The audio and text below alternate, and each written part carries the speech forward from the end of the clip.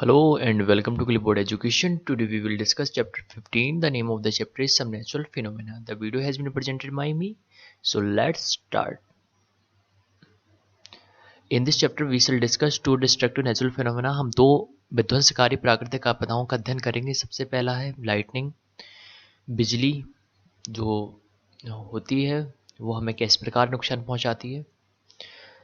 तो lightning is also an electric spark but on a huge scale. जिस प्रकार एक इलेक्ट्रिक स्पार्क आपने देखा होगा जब भी आप कोई भी प्लग किसी स्विच में लगाएं तो यदि प्लग लूज है तो हल्की सी चिंगारी निकलती है.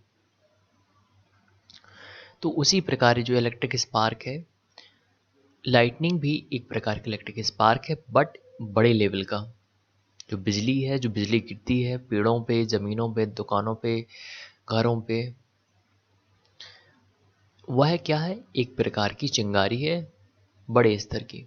आगे देखते हैं. We understand that lightning is called by accumulation of charge in the clouds. पहले लोग कहते थे कि लाइटनिंग जो है वो तो एक भगवान का, ईश्वर का एक दंड देने का तरीका है. लेकिन जैसे हम विज्ञान में हमने आगे चीज़ें पता की तब हमें पता चला कि जो लाइटनिंग है यह कैसे होती है कि वातावरण में जो बादल हैं उसमें कुछ चार्जेस इकट्ठा हो जाते हैं और उस प्रकार लाइटनिंग की घटना घटती है. तो ये जो कंसेप्ट है लाइटनिंग, इसको जो ग्रीक्स थे वो 600 साल पहले ही जानते थे. Greeks knew as early as 600 BC that when ember is a kind of resin, was rubbed with fire, it attracted light objects such as hair. कि जब भी एम्बर को हम फर होते रोएदार बाल या खाल से, स्किन से रगड़ते हैं तो इसमें जो एम्बर है उसमें छोटे छोटे बाल अट्रैक्ट, जो हेयर्स हैं उनको अट्रैक्ट करने की शक्ति आ जाती है.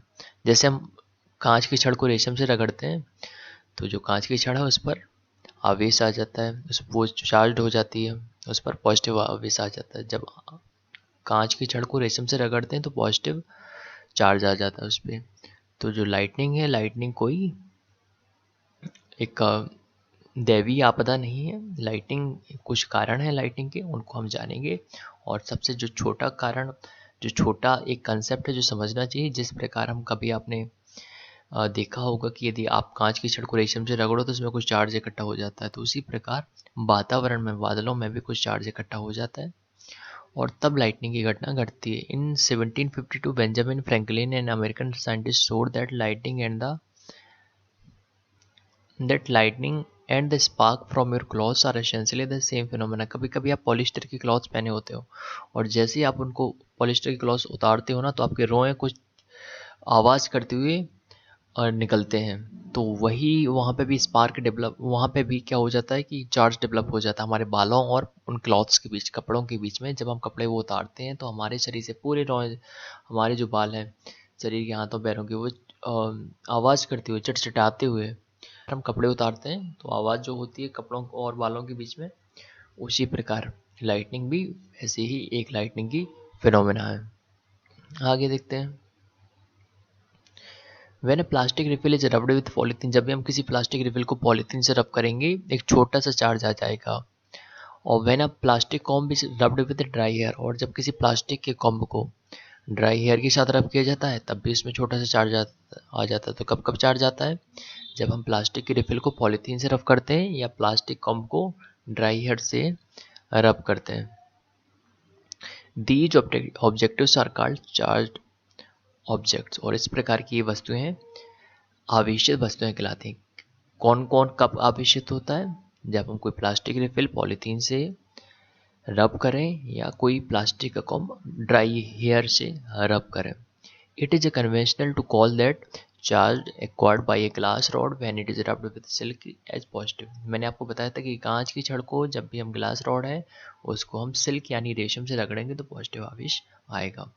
The electrical charge generated by rubbing are static, they do not move themselves. और जो भी जैसे कांच की छड़ को हमने रेशम से रगड़ा था तो जो भी चार्ज जनरेट हुआ they are static in nature, वो मूव नहीं करते, क्योंकि जब चार्ज मूव करने लगता था तो वो करंट होने लगेगा, तो उसमें करंट पैदा नहीं होता, उसमें हल्का सा चार्ज ही आता है, तो they are static in nature. Such a device can be used to test whether an object is carrying charge और not. The device is known an electroscope. आप यदि देखना चाहें किस ऑब्जेक्ट में कोई चार्ज है या नहीं है, किस कौन सी वस्तु आवेशित है या अनावेशित है, उसको आप एक डिवाइस के माध्यम से देखते हैं, उसको कहते हैं electroscope. So electroscope is a device which is use to test whether an object is carrying charge और नॉट। सो कभी कभी होता क्या है, हमारी जो बिल्डिंग्स है उस पर बिजली गिरती है, हमारे जो बड़े टावर हैं, मीनारें हैं, और जो भी लंबे लंबे स्ट्रक्चर्स हैं उनको बचाने के लिए हम अर्थिंग करते हैं। अर्थिंग में क्या होता है? So first we take this point, earthing is provided in buildings to protect us from electric shocks due to any leakage of the electric current. ज़्यादातर जो घटनाएं लाइटनिंग की होती है उसमें बड़ी लंबी जो बिल्डिंग्स हैं उन वो टारगेटेड होती हैं, उन पर बिजली गिरती है। तो अब हमने एक विधि खोजी है, we have find out a way to surpass this natural phenomena. So that what we do, the process of transferring of charge from a charged object to the earth is called earthing. हम earthing कर देते हैं। Earthing में होता क्या है कि जो भी चार्ज ऑब्जेक्ट है उससे जो चार्ज है वो पृथ्वी में भेज दिया जाता है, इसको अर्थिंग कहते हैं। द स्टोरी ऑफ लाइटनिंग, कहानी है क्या, बिजली गिरती कैसी है, बिजली वातावरण में जो बादल है वो आवेशित कैसे हो जाते हैं, how do the cloud get charged. So we have learned in class 7 that during the development of thunderstorm, the air currents move upward. जो वायु है वो ऊपर की ओर जाती है और वाटर ड्रॉपलेट्स नीचे को जाती हैं, और these vigorous movement cause separation of charges. और इसी प्रकार यह जो मूवमेंट है उसमें चार्जेस सेपरेट हो जाते हैं। जो पॉजिटिव चार्ज है वो बादल की अपर एज में इकट्ठा हो जाते हैं और जो नेगेटिव चार्जेस हैं वो लोअर एजेस में इकट्ठा हो जाते हैं। So there is an accumulation of positive charge near the ground also. अब देखो बादल में दो तरह के चार्जेस हैं, पॉजिटिव और नेगेटिव। पॉजिटिव है अपर एजेस पे और नेगेटिव है लोअर एजेस पे, लेकिन जो पृथ्वी है, ग्राउंड है, वहाँ पे भी पॉजिटिव चार्ज होता है। So there is accumulation of positive charge near the ground also. When the magnitude of the accumulated charge becomes very large, होता क्या है कि जब भी जो वातावरण में जो क्लाउड्स पर चार्ज हैं और जो धरातल पर पृथ्वी पर चार्ज है, जब इनका मैग्नीट्यूड बहुत ज़्यादा हो जाता है तो air which is normally a poor conductor of electricity is no longer able to rest the flow. और जो वायु है जो कि विद्युत की प्रतिरोधी है, ठीक है, पुअर कंडक्टर ऑफ इलेक्ट्रिसिटी है, वो भी चार्ज फ्लो करने से रोक नहीं पाती है। So negative and positive charges meet producing streaks of bright light and sound. तब क्या होता है कि जो बादलों में जो पॉजिटिव चार्ज है, नेगेटिव चार्ज है और पॉजिटिव भी चार्ज है, तब वो एक दूसरे की ओर अट्रैक्ट होते हैं या पृथ्वी को भी और भी आते हैं, तो और बहुत ज़्यादा साउंड और लाइट जनरेट होती है। This process called an electric discharge. और इस प्रकार के प्रोसेस को कहा जाता है इलेक्ट्रिक डिस्चार्ज। जैसे हम एक छोटे से इमेज के माध्यम से समझेंगे, होता क्या, देखो पॉजिटिव अपर एजेस, नेगेटिव लोअर एजेस में चार्ज आ गया, और पृथ्वी पर भी पॉजिटिव चार्ज है, तो नेगेटिव पॉजिटिव में अट्रैक्शन होगा या पॉजिटिव नेगेटिव में, तो बहुत ज़्यादा बिजली कड़के की आवाज़ होगी और रोशनी होते हुए बिजली डिस्चार्ज होगी। तो इस प्रोसेस को क्या कहा जाता है, बिजली गिरने को इलेक्ट्रिक डिस्चार्ज। अर्थिंग क्या था, अर्थिंग था कि किसी चार्ज ऑब्जेक्ट से जो आवेश है, जो चार्ज है, वो पृथ्वी पर भेज देना। नेक्स्ट देखते हैं। The process of electric discharge can occur between two or more clouds or between the clouds and earth। तो इलेक्ट्रिक डिस्चार्ज ऐसा नहीं कि बादलों बादलों के मध्य होगा, बादलों के बीच में भी हो सकता है और बादलों और पृथ्वी के बीच में हो सकता है। अब लाइटनिंग के समय सेफ्टी क्या रखनी है, during lightning and thunderstorm no open place is safe. आप कभी भी बाहर ना रहें, खुले में ना रहें। Hearing thunder is an alert to rush to a safer place. जैसे आपको आवाज़ सुनाई दे थंडरिंग की, आप तुरंत एक सुरक्षित स्थान तक पहुँचें, और जब तक बहुत देर तक माहौल शांत ना हो जाए, वातावरण में शांत ना हो जाए, तब तक आप बाहर ना आए। Finding out a safe place, आप कैसे सेफ प्लेस ढूंढेंगे, अ हाउस और building is a safe place. यदि आप किसी घर में हैं या बिल्डिंग में हैं तो वो एक सुरक्षित जगह है। If you are travelling by car और by bus and you are safe है, जब तक आप कार और बस के अंदर हैं तब तक सेफ है, आप विंडो और व्हीकल की डोर से दूर रहिए। ठीक है, यदि आप घर के अंदर हैं सबसे सुरक्षित है, बाहर नहीं रहना है, और क्या है, यदि आप कार में ट्रेवल कर रहे हैं तो आप खिड़की और दरवाजों से दूर रहें और कार के अंदर ही रहें। आगे देखते हैं, जब लेकिन आप बाहर खेतों में काम कर रहे हो या बाहर हो, तब क्या है, ओपन व्हीकल्स में नहीं रहना, जैसे motor bike, tractors, construction machinery, इनमें आप नहीं रहना है। और आप ना ही बड़े पेड़ों या पार्कों में शेल्टर लें, ना ही एलिवेटेड प्लेसेस में शेल्टर लें। These things do not protect us from lightning strokes.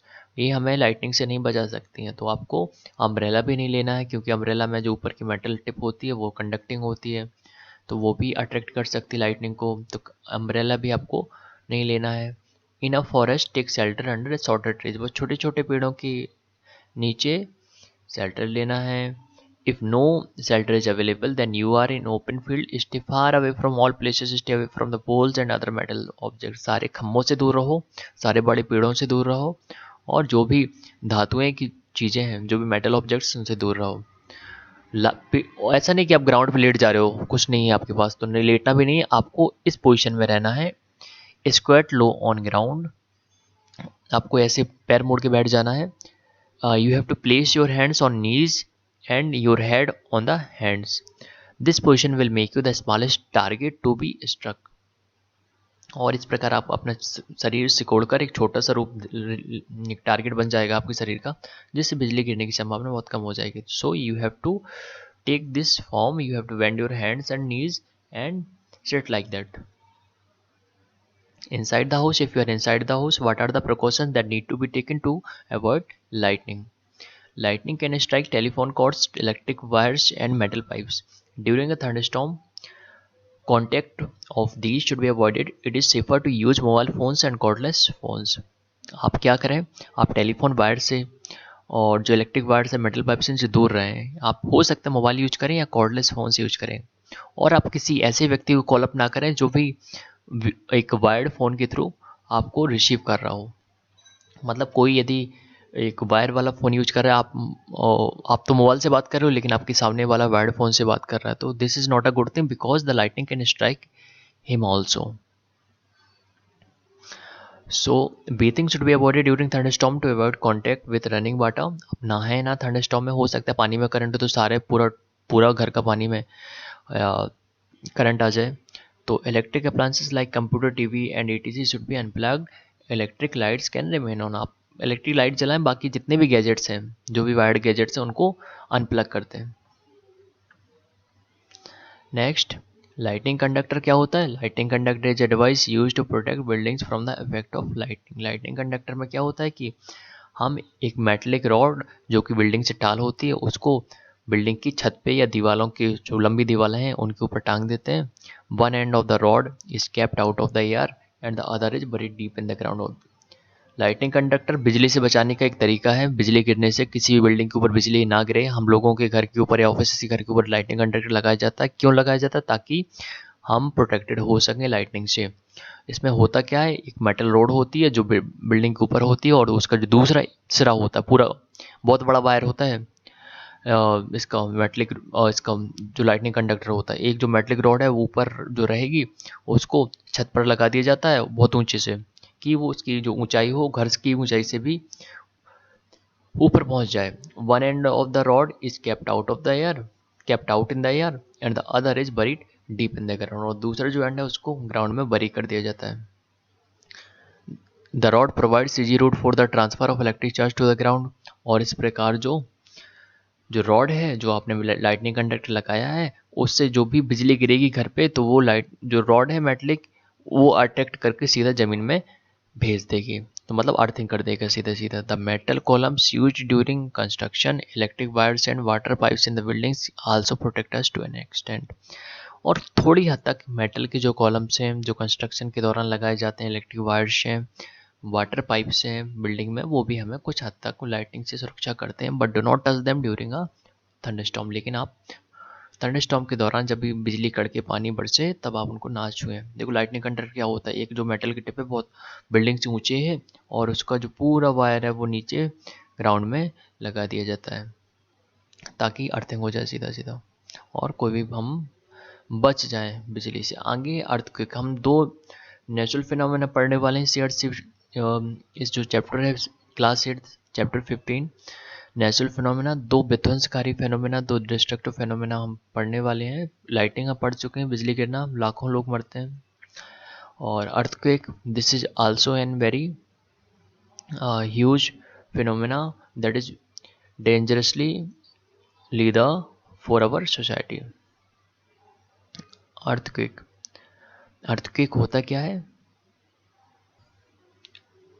भूकंप एक दूसरी विध्वंसकारी घटना है जिसको हम कभी प्रिडिक्ट नहीं कर सकते कब भूकंप आने वाला है कब नहीं। So what is an earthquake? Earthquake होता क्या है? An earthquake is just sudden shaking और ट्रेम्बलिंग ऑफ द अर्थ, पृथ्वी के लगा अचानक से हिल जाना कुछ समय के लिए, उसको अर्थक्वेक कहते हैं।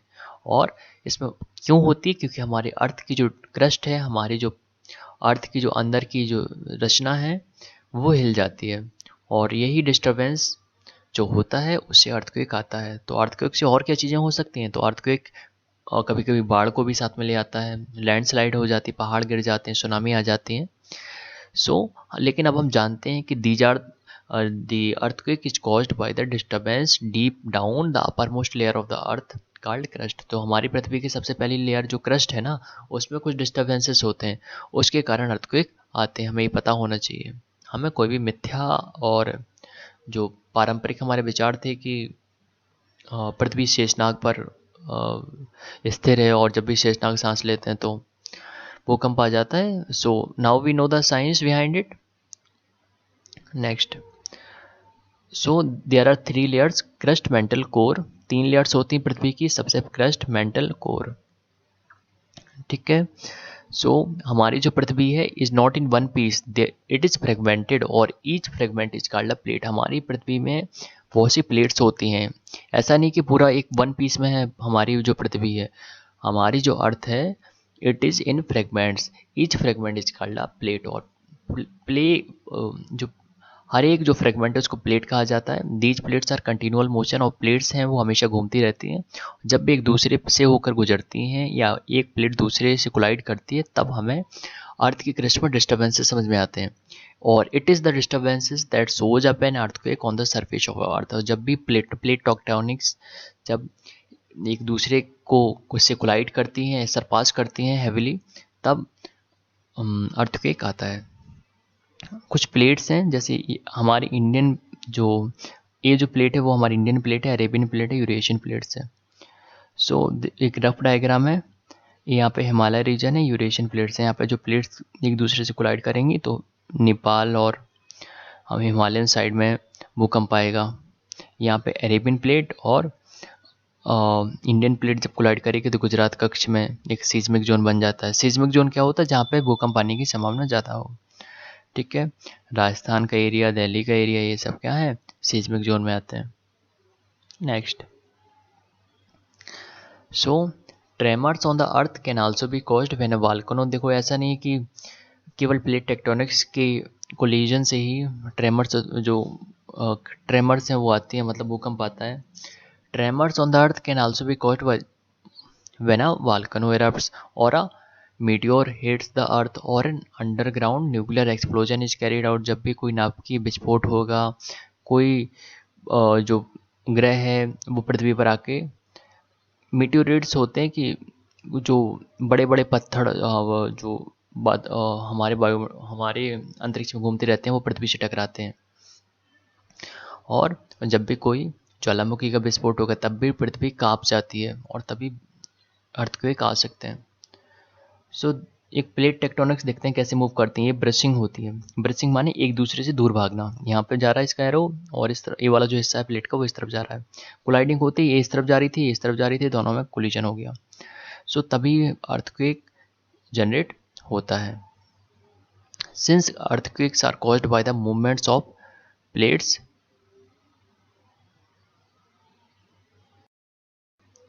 since earthquakes are caused by movements of plates, the boundaries of the plates are the weak zones where the earthquakes are most likely to occur. The weak zones are known as seismic or fault zones.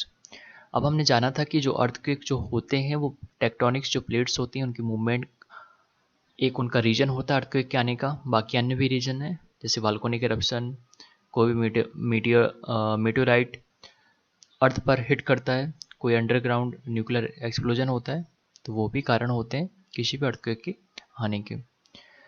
लेकिन जो जो plates का जो movement वाला reason है उसमें हम जानते हैं कि जो प्लेट्स हैं उनकी बाउंड्रीज बहुत वीक जोन होती हैं, वहाँ पे earthquakes are more likely to occur। इसलिए हमने देखा था कि जो इंडियन प्लेट थी और यूरेशियन प्लेट थी, ये वाला जो रीजन है वो सिस्मिक जोन में है। जो अरेबियन प्लेट है और इंडियन प्लेट है जहाँ पे मिल रही है, वो जो रीजन है वो सिस्मिक जोन में है। तो सिस्मिक जोन में कौन सा रीजन होता है? जो भी प्लेट्स की बाउंड्रीज हैं, the region where the boundaries of the two plates meet, और इनको कहा जाता है सिस्मिक जोन और फॉल्ट जोन्स। इंडिया में कौन कौन से फॉल्ट जोन्स हैं? Kashmir, western and central Himalayas, whole of northeast, run of Kutch, Rajasthan, Indo-Gangetic plains, some areas of South India also fall in the danger zone। Seismic plane क्या है कि जहाँ पे प्लेट की बाउंड्री खत्म होती है ना, तो वहाँ पे सबसे ज़्यादा चांसेस होते हैं अर्थक्वेक आने के। So this is the region where there are which these are the areas which are more prone to earthquakes. अब देखते हैं हम तिब्बतन प्लेटू है, हिमालय से गंगेस और यूरेशियन प्लेट है। तो यहाँ पे इंडियन प्लेट और यूरेशियन प्लेट मिलती है, तो जो हिमालय से वो बहुत ज़्यादा प्रोन है, बहुत ज़्यादा वहाँ पे भूकंप आने के ज़्यादा चांसेस रहते हैं। The power of an earthquake is express in terms of magnitude on a scale called Richter scale. हम भूकंप की तीव्रता कैसे नापते हैं? रिचर स्केल पे नापी जाती है। रियली डिस्ट्रक्टिव अर्थक्वेक जो होती है, उनकी जो क्षमता होती है, वो उनका जो मैग्नीट्यूड होता है वो 7 से ज़्यादा होता है। बहुत ज़्यादा डिस्ट्रक्टिव होता है अर्थक्वेक जिनकी जो उनका मैग्नीट्यूड है 7 से ज़्यादा है रिचर स्केल पे। Both Bhuj and Kashmir earthquakes, Bhuj में 2000 में आया था और कश्मीर में भी अर्थक्वेक आया था। तो इन दोनों ही अर्थक्वेक्स की जो मैग्नीट्यूड था वो 7.5 से ज़्यादा था। तो मतलब बहुत ज़्यादा विनाश हुआ था, इससे जनधन की हानि हुई और आप समझ सकते हैं बहुत ही तबाही लेके आया था।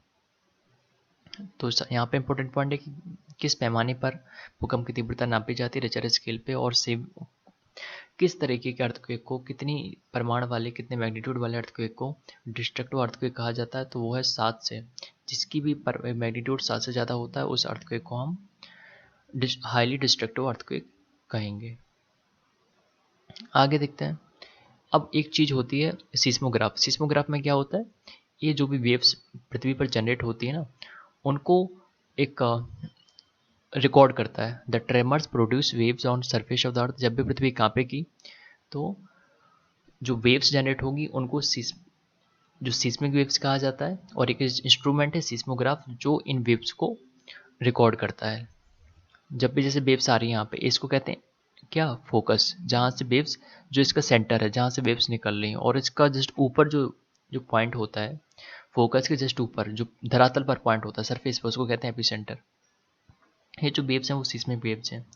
सो the waves are recorded by an instrument called seismograph. Seismograph में एक वाइब्रेटिंग या पेंडुलम होता है, और जैसे ही ट्रेमर्स फील होती हैं तो वो वाइब्रेट करने लगता है, और इसमें इसी पेंडुलम से एक पेन अटैच्ड होता है।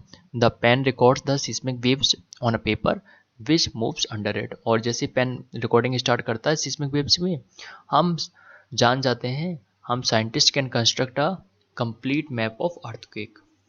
दे can also estimate the power of to cause destruction. कितनी क्षमता का है, कितना खतरनाक हो सकता है, कहाँ इसका एपिसेंटर है, कहाँ इसका फोकस है, हम जान जाते हैं सिस्मोग्राफ से। ठीक है, आगे देखते हैं। जैसे अर्थक्वेक की जो मैग्नीट्यूड है वो 6 का है रिचर स्केल पे, तो क्या ये 3 पॉइंट और एक जो अर्थक्वेक का मैग्नीट्यूड है वो 4 है। एक अर्थक्वेक का मैग्नीट्यूड 6 है, एक का अर्थक्वेक का मैग्नीट्यूड 4 है। तो क्या जो 6 मैग्नीट्यूड वाला अर्थक्वेक है, क्या वो 3/2 टाइम्स ही होगा 4 मैग्नीट्यूड वाले अर्थक्वेक के? नहीं, ऐसा नहीं है। देखो 6 है वो 3/2 गुना है 4 का। 3/2 गुणा 4 बराबर 6, तो 6 है 3/2 गुना 4 का। तो क्या जो विध्वंस है मैग्नीट्यूड 6 वाले का अर्थक्वेक का, वो 3/2 गुना होगा 4 वाले अर्थक्वेक के? नहीं, ऐसा बिल्कुल भी नहीं है। If increase of 2 in magnitude means 1000 times more destructive energy. हमें याद रखना है कि कोई लीनियर स्केल में नहीं होता। जो रिचर स्केल है वो कोई लीनियर नहीं है कि 3/2 गुना है, जो 6 क्षमता वाला अर्थक्वेक है वो 4 क्षमता वाले अर्थक्वेक का 3/2 गुना होगा, ऐसा बिल्कुल भी नहीं है। 1000 टाइम्स मोर डिस्ट्रक्टिव एनर्जी होगी 6 क्षमता वाले अर्थक्वेक में। Therefore, an earthquake of magnitude 6 has 1000 times more destructive energy than an earthquake of magnitude 4. अब हम प्रोटेक्शन कैसे करेंगे अर्थक्वेक से? सबसे पहले जो सीज्मिक जोन्स में बिल्डिंग्स हैं उनमें आप उनको ऐसे डिजाइन कराएं कि वो क्वेक सेफ हों, अर्थक्वेक सेफ हों, ठीक है। उनमें खड़े सरिये, आड़े सरिये डलवाना, ये सारी चीज़ें आपको आर्किटेक्टर और इंजीनियर है वो बताएगा। In highly seismic zones the use of mud और टिम्बर इज बेटर। यदि बहुत ही ज़्यादा भूकंप आते हैं, जैसे जापान में लोग बहुत ही लाइट घर बनाते हैं, क्योंकि जो छतें हैं वो जितनी ज़्यादा हल्की हों उतना अच्छा है, और यदि स्ट्रक्चर फाल भी होता है तो कोई ज़्यादा नुकसान नहीं होगा। हमारी जो कबर्ड हैं, सेल्फ्स हैं, उनको हम जो वॉल्स हैं, दीवारें हैं, उनसे फिक्स करें ताकि वो गिरे ना हमारे ऊपर। जो फोटो फ्रेम्स, क्लॉक्स और वाटर हीटर्स आप लगा रहे हो उनको भी अटैच कराएं दीवारों से, ताकि वो सीधे सीधे कहीं पे भी अर्थक्वेक की जब घटना हो तो हमें नुकसान ना पहुंचा सकें। और कुछ जो बिल्डिंग्स हैं उनमें अर्थक्वेक के समय फायर लग जाती है कि they can catch fire, so it is necessary that all buildings specially tall buildings have fire fighting equipment in working order. Fire fighting equipment होना चाहिए। और सबसे इम्पोर्टेंट चीज़ है कि अर्थक्वेक के दौरान आपको क्या बचाव रखने हैं। यदि आप घर पर हो तो जहाँ पर हो एक सबसे पहले आप कोई भी एक सॉलिड चीज़ के नीचे छिप जाओ। टेक शेल्टर अंडर टेबल और stay there till the shaking stops. आपको लिफ्ट यूज नहीं करनी है, आप किसी टेबल या बड़े तख्त के नीचे छिप जाएं। आप उन सारे ऑब्जेक्ट्स से दूर रहें जो आपके ऊपर गिर सकते हैं। आप बेड पे हैं तो उठे ना, अपनी सिर को तकिए से ढक लें। यदि आप आउटडोर हैं तो सारे खंबे, बिजली और जितनी बिल्डिंग्स हैं उनसे दूर रहें ताकि वो आपको नुकसान ना पहुंचा सकें यदि वो गिरती भी हैं तो। क्लियर स्पॉट एक ढूंढें, बिल्डिंग से, पेड़ों से, पावर लाइन से दूर, और ज़मीन पर लेट जाएं। If you are in a car और a bus, do not come out, ask the driver to drive slowly to a clear spot, do not come out till the tremors stop. Car में हैं, बहुत slowly drive करें एक अच्छी जगह पे जहाँ पे बिल्डिंग्स, खंबे, पावर लाइंस ना हो, और वहाँ पे आप वेट करें जब तक ट्रेमर्स खत्म नहीं हो जाती हैं। So this is all for the day. Thank you for watching. I hope you like the video. See you again next time.